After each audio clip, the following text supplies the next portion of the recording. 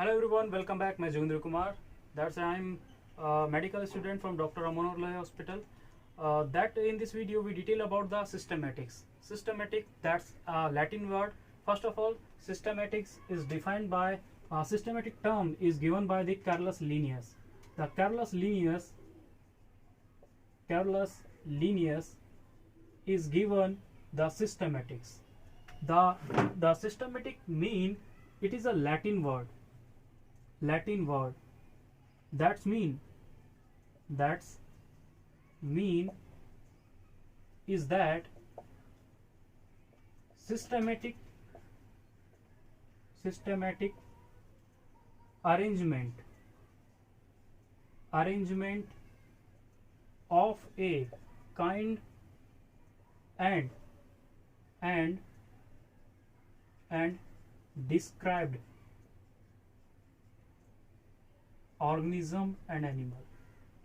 We know about that if you increase the area, the number of species are found in those area will be increases. Chances of finding of other species will be increases. Like as simple सी बात है कि अगर आप एक छोटे area के अंदर इस एरिया के अंदर अगर आप नंबर ऑफ स्पीसीज को सर्च करते हो तो अगर यहाँ पे आपको 5 स्पीसीज मिलती है इस पूरे एरिया के अंदर, तो अगर आप नंबर ऑफ एरिया अगर इंक्रीज कर देते हो तो स्पीसीज का भी नंबर क्या हो जाएगा, इंक्रीज कर जाएगा, 15 हो जाएगा.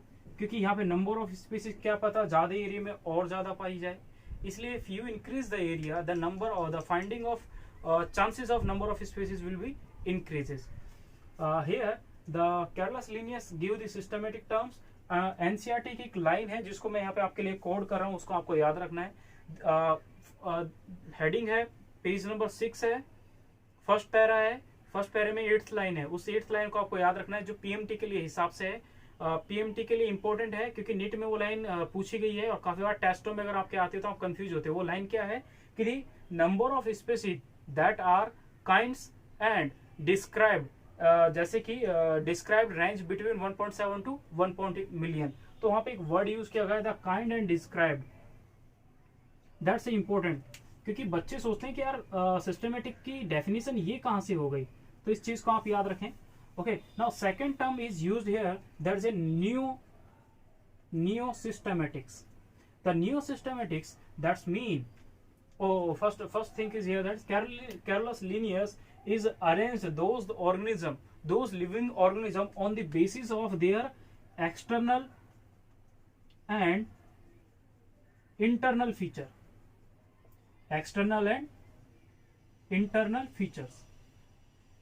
Carolus Linnaeus will be arranged those organism and classified according the external and internal feature. But in the neo systematic, the term is given by the Sir Julian Huxley.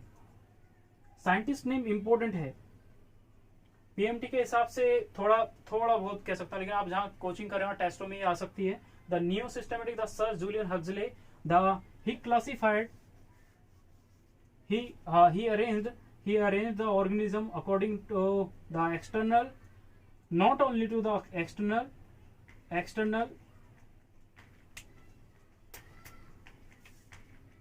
and internal, and also on the basis of evolutionary